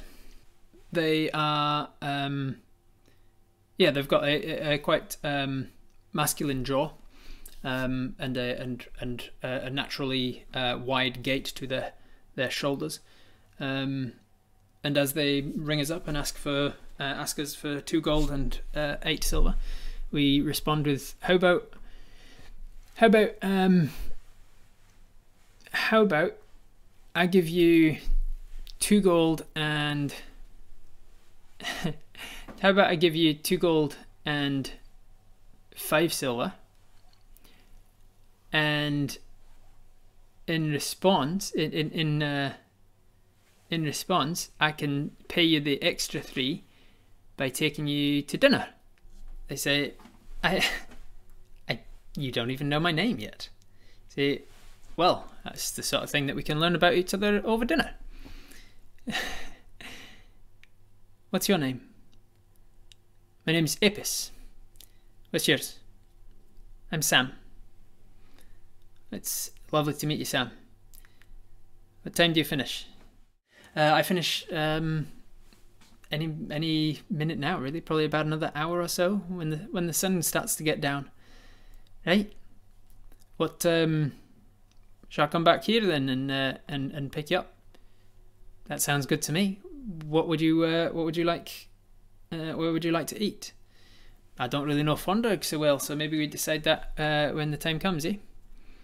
Right, you are. I'll see you then. I still need that 2 gold, 5 silver though. Oh, right, yeah. Sorry. So you take 2 gold off, and then you leave the store, feeling nervous and anxious, and fluttering like a younger person. It's been a long time since Apis has been on a date. So you've got yourself a net back, and it's a weighted net, so it would cost you a little bit more, but you can use it as a normal. You can use it as a normal net, as the last one was. Just uses regular net abilities. But if you weight it down, it'll take a little bit more of an athletics check to use it. But if you do so, they've got negatives to breaking out of it, depending on what you're trying to net with it. Obviously, it will be taken into account. So you head off to the PEA.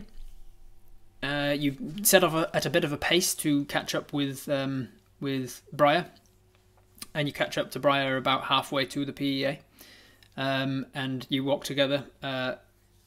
Did you manage to get your net? I did, thank you. Yes. Right. You make your way into the PEA. You meet with Polython, the high elf that's in charge, and you let them know everything that there is to know. You give them the rundown, expedition dump, blah blah blah. Anything else that you want to specifically talk about, or you just want to kind of cut to having finished talking to Polython about everything?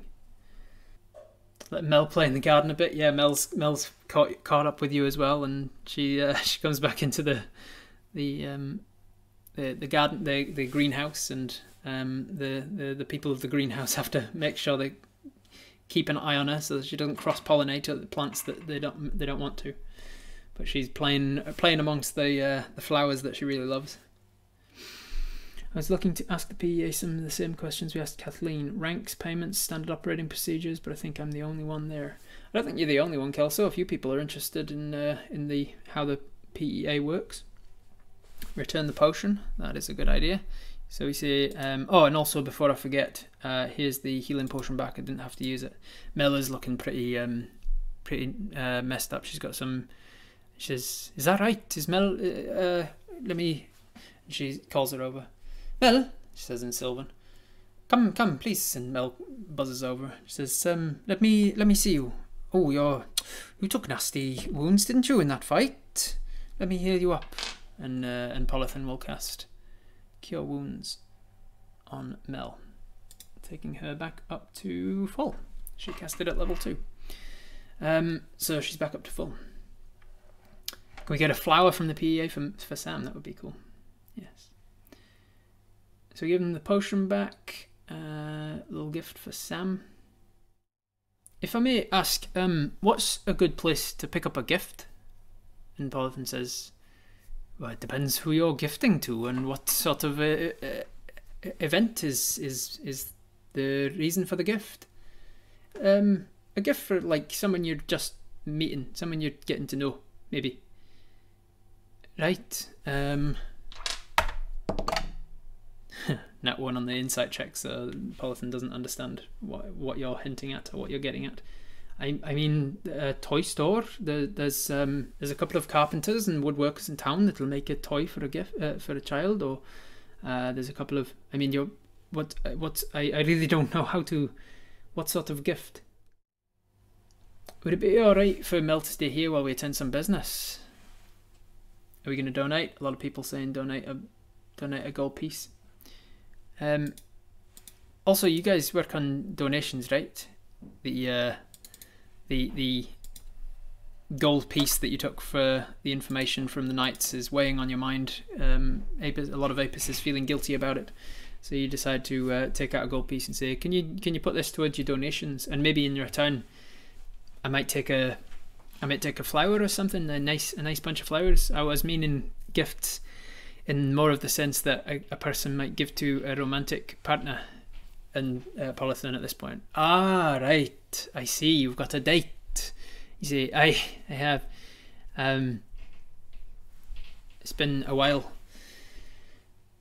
Right, who's your lucky lady, man, person? You say, person. Who's your lucky person? Polython says, right, you think they might like a flower? I think so. They were wearing a flowery dress. Right. Who are they? Do you want to tell them? Do you want to tell Polython who your date is with? Most people saying yes. Oh, does this need a poll? You don't know Polython that well. You only met them yesterday.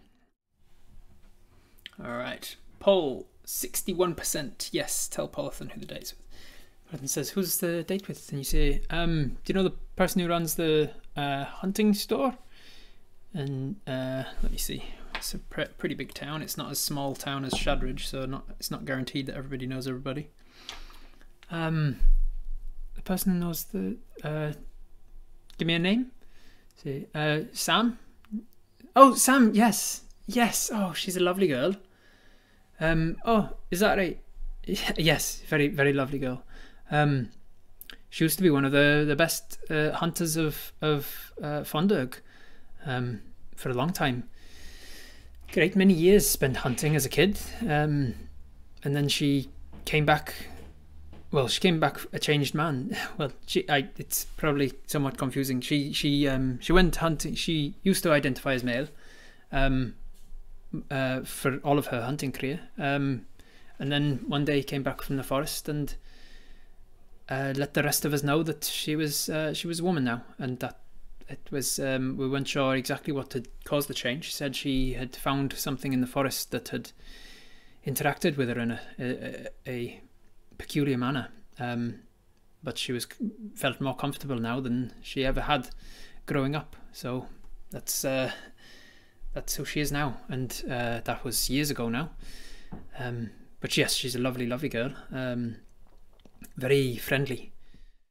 I'm sure she'll. I know just the right thing for her. She has had an eye on one of the flowers around here for a while now, and they take you out of the little office, walks you across the greenhouse, and takes you a couple of clippings of a few different flowers. Starts talking to you and putting just small talk while she puts together a tiny little bouquet. She gives you a bouquet of flowers. She doesn't charge you anything for it because you donated a gold piece to the greenhouse, which is more than enough for a bunch of flowers, that's for sure. Briar wishes you well. She's gonna bid you adieu at this point. She says she's got more to talk with Polython about. Polython, ultimately the discussion with the dragon went well, and Polython took it well. She's obviously concerned about the likely chances that there's a dragon in the Lannis Woods, but knows that there's not much she can do about it right now. And she says we're going to have to take some time to prepare ourselves for going after it. right before you leave, Polython says, Apis, it would be nice if you were to stick around Fondurg. I obviously there's nothing saying you have to stay here, but it would be nice if you were around for a while longer until we've got this dragon thing under control. It seems you will be of great use in the fight against it, should that time come in the recent future. You say, I'll definitely think about it. As we need to all prepare ourselves for the eventuality that this dragon becomes more of an immediate threat. We need to take some time to prepare ourselves. I understand. All right, so we leave the greenhouse. Can we tell more about how your organization operates? I think most people are excited for this date, and it'll take some time to get back there now. It's about 10 minutes walk south of the town, and then 10 minutes walk back, and it would have taken at least like 20 minutes, half an hour to talk to Polython. So we're pushing our luck on getting back to our date on time, Kelso. So you can go and you can talk to her at some point about the organization a little more over the next few days, maybe. All right, so we head back to the town. We stopped at the gate. We give our name and purpose to the person on the gate who opens the gate for us. We walk in. We head back to the hunting shop. And what time is it? It's getting pretty late now, and I've got stuff to do tomorrow. So I think I'm going to leave it there. As we arrive back at the hunting store, ready to take Sam out on our date. We'll pick up there next week, and thank you very much for joining me. See you next time. Bye.